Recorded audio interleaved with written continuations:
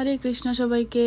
তো আমার এই ফ্রুটটা দেখে এত ভালো লাগে। ড্রাগন ফ্রুটের যে ভিতরের অংশটা হচ্ছে ফ্রুট, আর বাইরের যে খোসাটা সেটা হচ্ছে তো খাওয়া যায় না। তো এই খোসাটা দেখে এত ভালো লাগলো আমার, খুবই মানে কালারটা এত সুন্দর, পিঙ্ক কালার, আর খুবই গাঢ় একটা খোসা।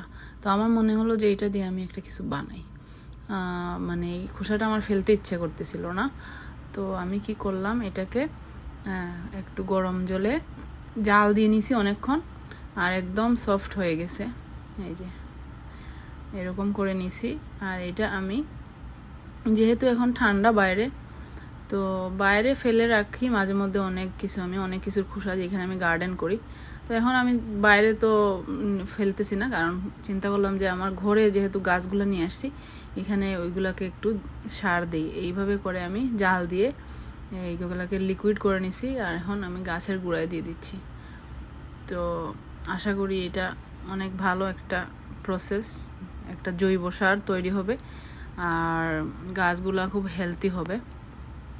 তো এইভাবে কারো যদি ইচ্ছা হয় তোমরাও করে নিতে পারো। এইভাবে সবজি বা ফ্রুটসের খোসাগুলো এভাবে সিদ্ধ দিয়ে গাছের গোড়ায় দিয়ে দিলে হেলদি হবে গাছগুলো। হরে কৃষ্ণ।